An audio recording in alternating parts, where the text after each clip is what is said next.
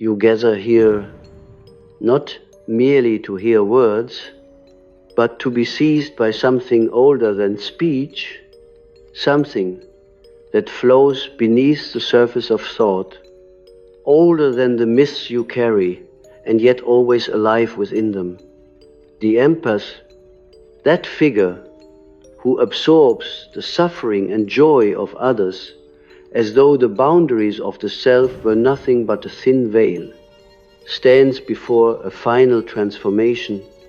It is not the first transformation. Many have come before painful initiations into sensitivity, burdens too heavy for the small vessel of the ego. The secret intoxication of merging with another's energy and the hidden shame of feeling too much, of never knowing where your soul ends and the other begins. But this is the last transformation because it leads into the very marrow of individuation, that process where the soul must cease to identify itself only through the feelings of others and finally stand as a living image of wholeness. You know, perhaps unconsciously, that the empath is not merely a kind or gentle soul, nor simply a person who listens well. The empath is an archetypal figure woven into the fabric of the collective unconscious, a figure who appears in dreams as a vessel, a chalice, a body of water reflecting the anguish of the world. The empath is the priest who silently bears the confessions no one speaks aloud, the wounded healer who feels the poison first and almost dies from it, the scapegoat who takes into themselves the unbearable shadows of the tribe. When you say, "I feel their pain," you speak in symbolic language that resonates across cultures and centuries. Because in myth and mystery alike, there has always been one chosen to carry what the many could not bear. This is not sentimentality. This is archetypal destiny. Yet, what happens when the vessel breaks? When too much poison seeps in? When too much grief is absorbed? When too many shadows are taken in without transmutation? The empaths finds themselves shattered, resentful, collapsing into illness, depression, or rage against a world that seems only to consume their light. Here lies the forgotten truth. Empathy without transformation is bondage. It traps the sensitive one in cycles of suffering that repeat endlessly. To feel without alchemy is to drown, and so the last transformation comes as a demand from the unconscious itself.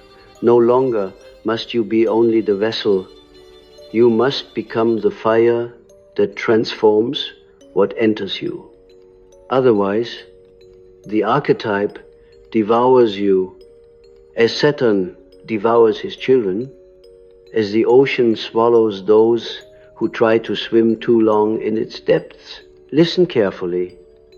The unconscious does not speak in words, but in images, in symbols, in dreams.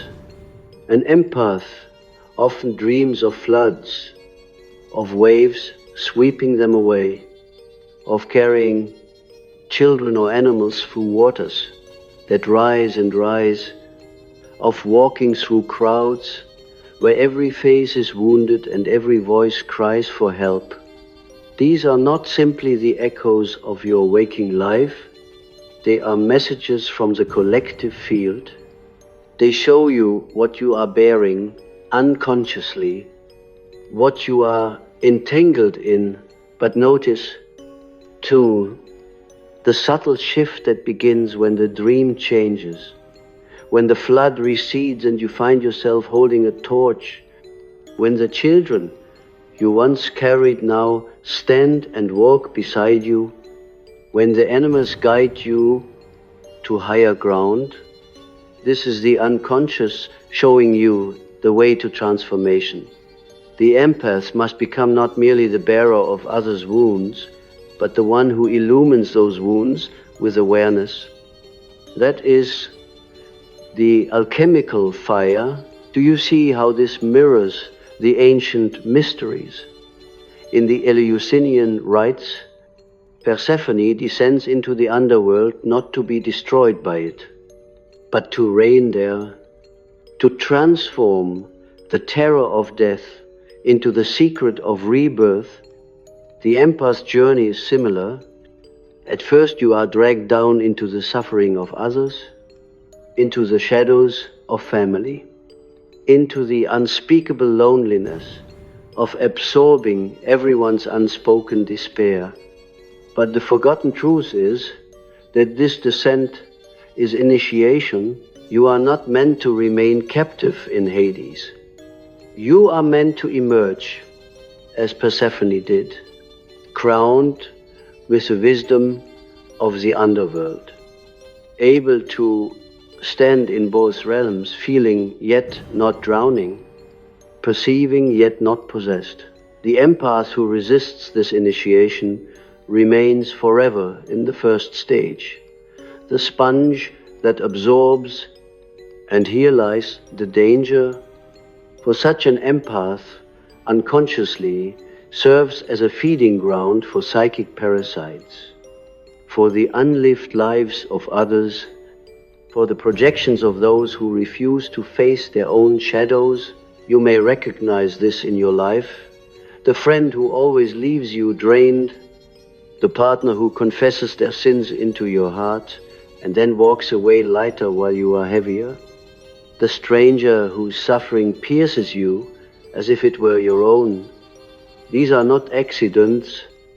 These are the archetypal roles being played out upon the stage of your psyche. And until you undergo the last transformation, you remain the silent actor who carries everyone's pain and never speaks your own. The last transformation, then, is the birth of boundaries, not as walls, but as sacred membranes. You are not meant to cut yourself off from feeling. To do so would be to betray your gift. But you are meant to know the difference between your soul and another's, between compassion and possession, between feeling with and being consumed by. This is a forgotten truth. Empathy matures into discernment. It becomes a flame that warms, but does not burn the self to ashes. And this discernment comes not from the intellect alone, but from deep communion with the unconscious, from confronting your own shadow, from daring to see where you're helping, is also a way of avoiding your own inner wounds. I must remind you that the shadow is not evil. It is the unlived life.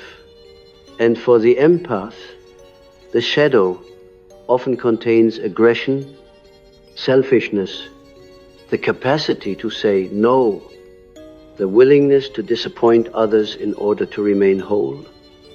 You recoil at these qualities because they seem cruel, but the more you repress them, the more they leak out as illness or as unconscious resentment. The last transformation requires that you reclaim these disowned aspects, that you recognize that to carry only light is to be half a person. Wholeness demands that you embrace the dark, not to harm others, but to stand firm in your own being. Only then can you offer true compassion. For compassion that does not include yourself is merely martyrdom. In your dreams you will meet figures who embody this. Perhaps a warrior who stands beside you, protecting your heart from arrows, perhaps a wolf who snarls at those who would drain you, perhaps a figure who looks like you, but stronger, more sovereign, unafraid to say what you dare not say. These are images of your shadow calling to be integrated. They are the guardians of your soul, the energies you must embrace to become whole. If you ignore them, they will turn against you. If you welcome them, they will stand at your side in every encounter. So the empath's last transformation is not the end of empathy, but its rebirth as individuation. The unconscious demands that you stop living only as a receptacle for others' emotions and begin to live as an image of the self, that central archetype of wholeness. When this occurs, your sensitivity does not vanish. It becomes radiant rather than draining. You still feel deeply, but you feel from a place of rootedness. You can stand in the presence of another's suffering without being consumed by it, because you know where you end and they begin. And paradoxically, this makes your compassion more powerful, for it is no longer entangled with unconscious need or hidden self-sacrifice. It is clear, clean, and transformative. I speak these words not as abstract theory, but as the living movement of psyche. Look into your life. You may see the signs already, the exhaustion that no rest can cure, the sense of carrying too much, the hidden anger you dare not express, the longing to be free from everyone's expectations. These are the birth pangs of the last transformation. They are the unconscious knocking at your door, demanding that you step into a new mode of being. If you ignore them, they will intensify, for the psyche does not relent. But if you listen, if you dare to descend and then rise again, you will discover that your empathy was never meant to be your prison. It was meant to be your initiation into the mystery of becoming whole. If you listen carefully, you will hear the psyche whispering to you in ways that are not subtle at all.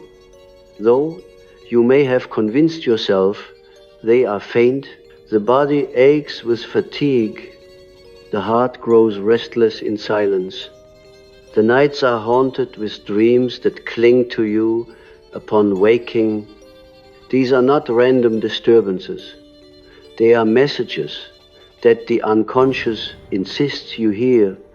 For the empath, these signs are often dismissed as oversensitivity, as though the problem were merely that you feel too much.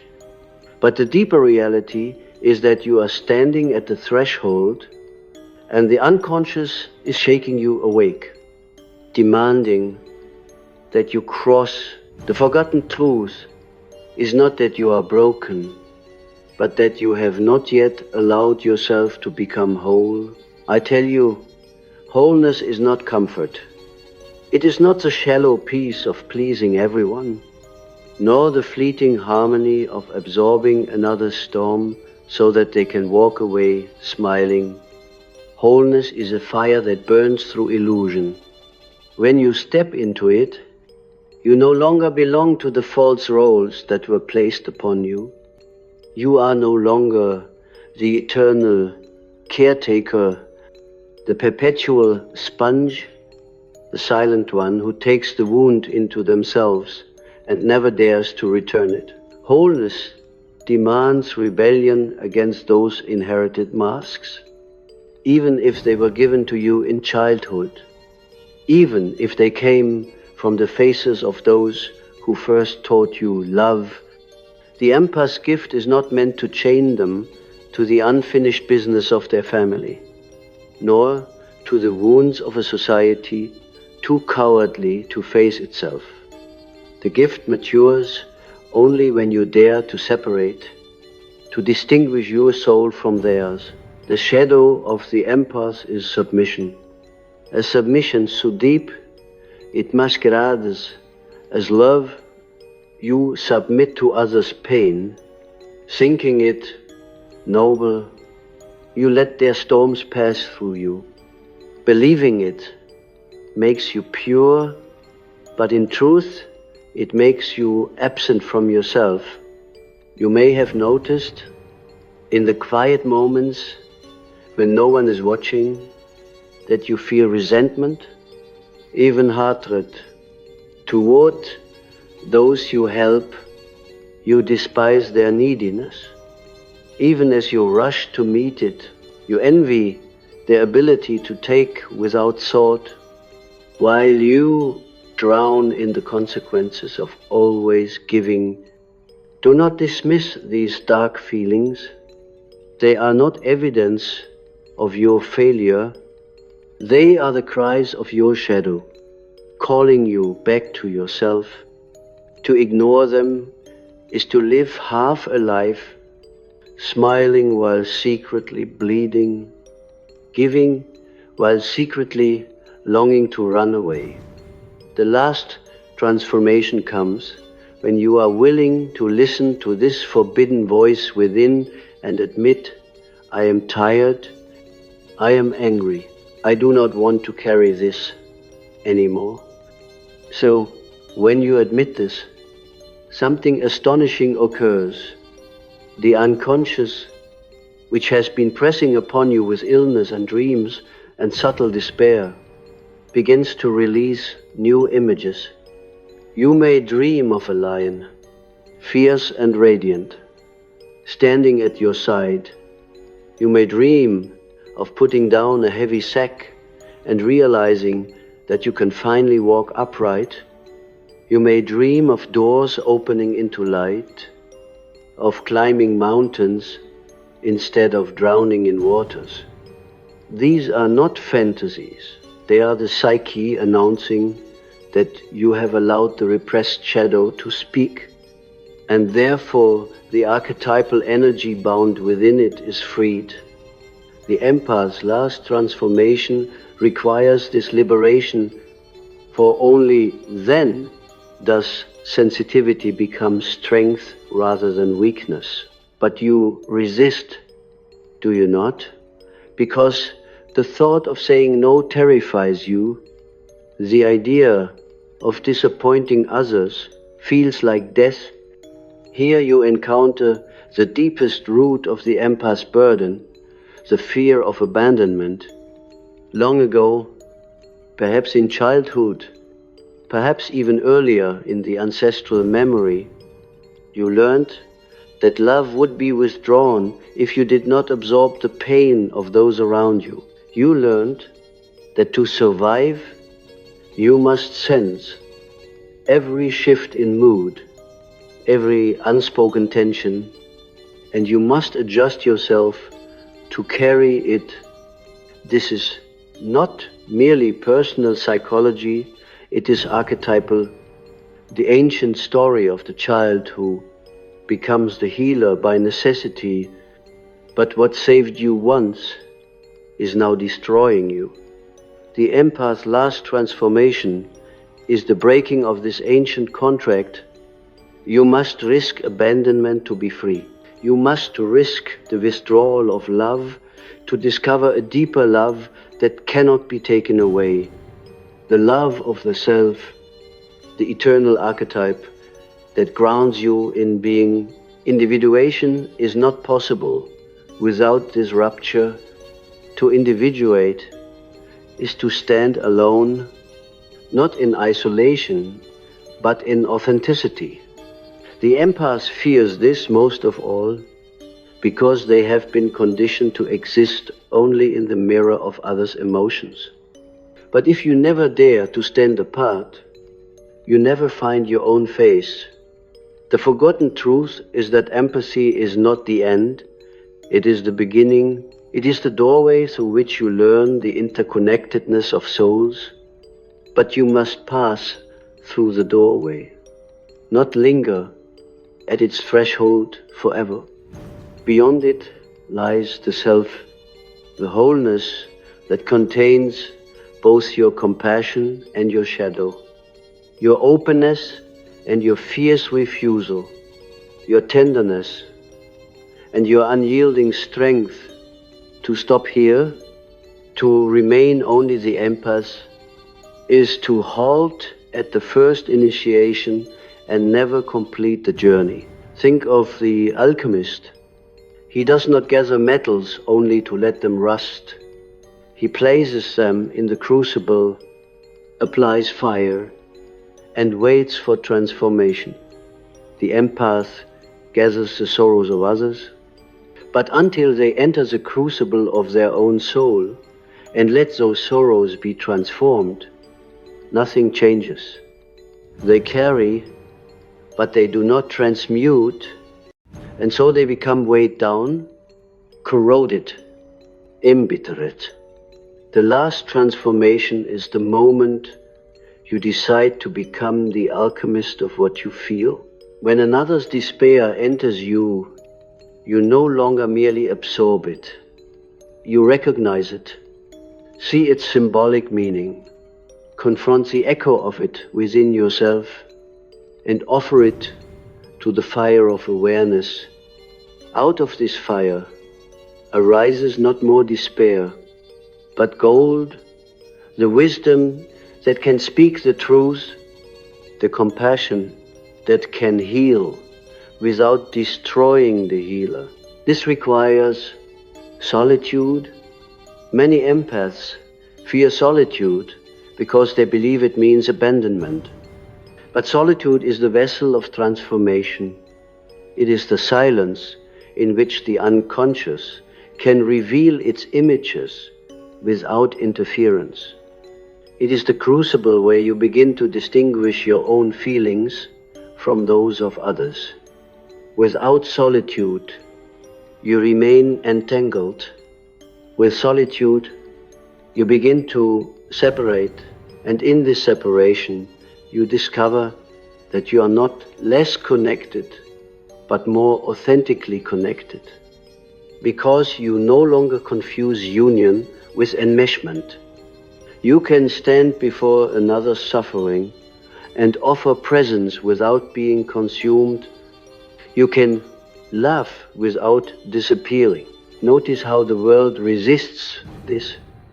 The moment you stop playing the role of eternal absorber, people will call you selfish.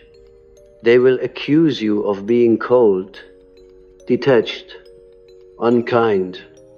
But this is projection. It is their shadow speaking, their refusal to carry their own suffering. You must bear these accusations as part of the initiation, for if you collapse under them, you return to the old bondage. The last transformation is costly. It demands courage to face not only your own shadow, but the shadow others project upon you.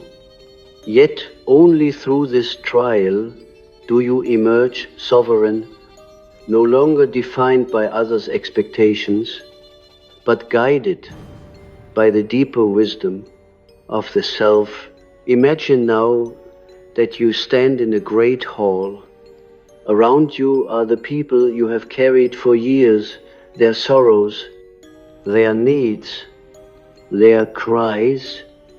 They press upon you, demanding again that you take their burdens, but within your chest burns a new flame, fierce and steady.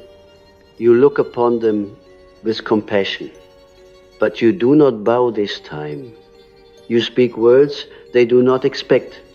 I cannot carry this for you. It is yours.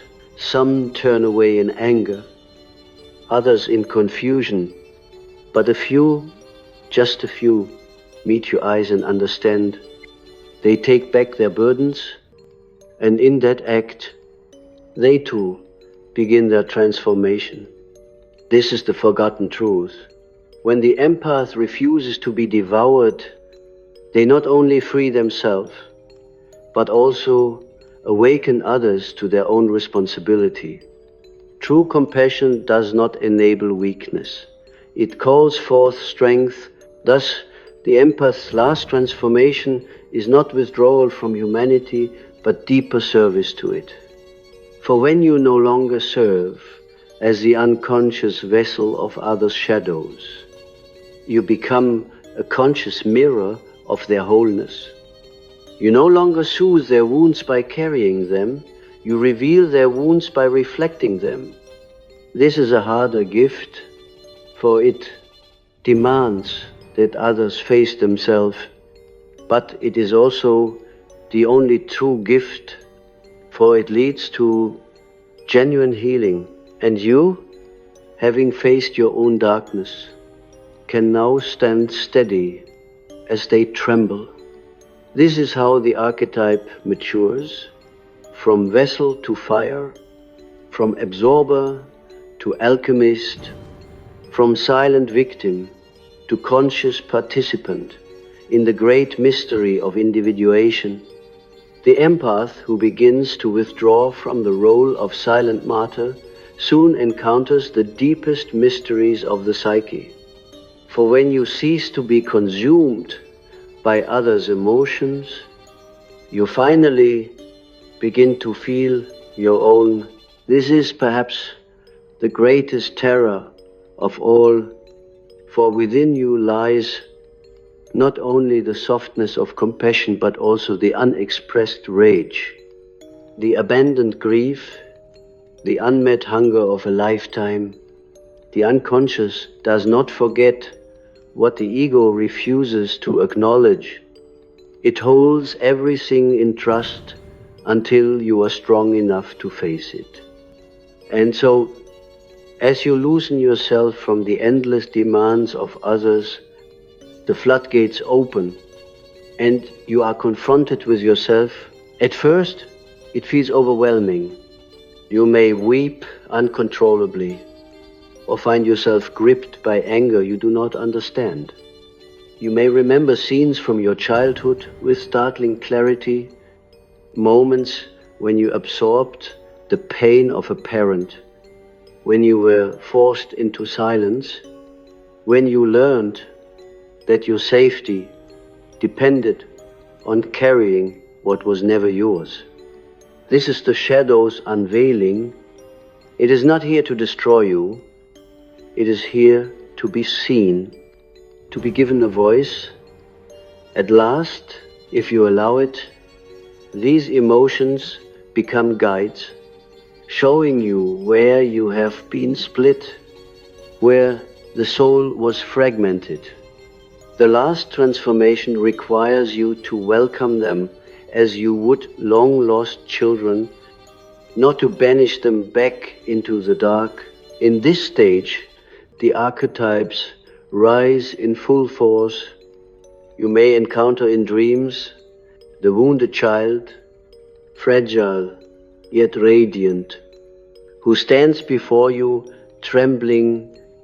You may meet the devouring mother who clutches you, demanding you never leave her side. You may confront the tyrant father who insists you owe him your silence and your obedience. These are not merely personal figures, they are archetypal masks, the universal energies that shaped your empathic nature. To see them is to understand that your suffering is not unique to you alone. It is woven into the collective fabric of humanity. Every empath carries echoes of these archetypes, and every empath must one day face them if they are to be free. The anima and animus, those inner contrasexual figures, often emerge with particular intensity during this final stage. For many empaths, the anima appears as a figure of endless compassion, a feminine energy that longs to merge and heal, to dissolve all boundaries in love. She may appear beautiful, radiant, irresistible, but she is also dangerous. If taken literally, she tempts you to return to the old patterns, to merge once again with others and lose yourself. Likewise, the animus may appear as a commanding voice, telling you what you should do, pushing you to sacrifice again, to prove yourself worthy through suffering. At first they appear as external powers, but gradually you learn they are inner aspects of your own psyche. The last transformation requires you to integrate them, to recognize that true compassion must be balanced by inner authority, and true strength must be softened by tenderness. Only when anima and animus are reconciled within do you cease projecting them outward onto others. Then you no longer seek to save or be saved, to dominate or to submit. You stand whole. This inner integration is not achieved by force, but by dialogue. You must speak to these figures, listen to them, and allow them to reveal their wisdom. In active imagination, you might picture yourself sitting across from the radiant anima who begs you to carry the pain of the world. Instead of obeying, you might say, I know your love, but I cannot drown in it. I will love without losing myself. And she may weep and then smile and transform into a deeper figure of wisdom. Or you may confront the harsh animus who accuses you of selfishness. When you set a boundary, you might answer, I respect your strength, but I will not be ruled by fear. I will speak with authority, but it will be my own. In this dialogue, the projections dissolve, and the energy that once bound you to endless suffering is freed for individuation. Consider how myth speaks of these trials. In the story of Hercules, he is commanded to carry out impossible labors. Each labor represents not only external struggle, but also inner confrontation with archetypes. The empath's life has been one long labor, carrying sorrows, slaying invisible beasts, cleaning stables filled with ancestral refuse. But, as with Hercules, the point is not the labor itself. It is the transformation it produces. When the labors are complete, Hercules becomes immortal. For the empath, when the last transformation is complete, they too are reborn, not immortal in the flesh, but whole in the soul, no longer enslaved by unconscious patterns, but free to embody the self. This rebirth is not gentle. Dreams often announce it with images of death and resurrection. You may dream of being buried alive, only to discover that you can breathe beneath the soil. You may dream of your own funeral, watching mourners gather, and then, rising from the coffin with a strange serenity, you may dream of fire consuming you, burning you to ashes, only for a new figure to step forth from the flames. These are not mere fantasies. They are the psyche's way of showing that the old empath identity must die for the new self to emerge. The empath who was only a vessel, only a sponge, must perish so that the alchemist, the sovereign soul, may rise. And here lies the forgotten truth. The empath's last transformation is not about abandoning empathy, but about transfiguring it into love that does not destroy itself. When you emerge from this crucible, you discover that you are no longer fragile. Sensitivity is not weakness, it is sight. You see into the depths of others, but you no longer confuse their depths with your own. You feel their suffering, but you do not take it as yours to carry. You love them, but you do not lose yourself in them.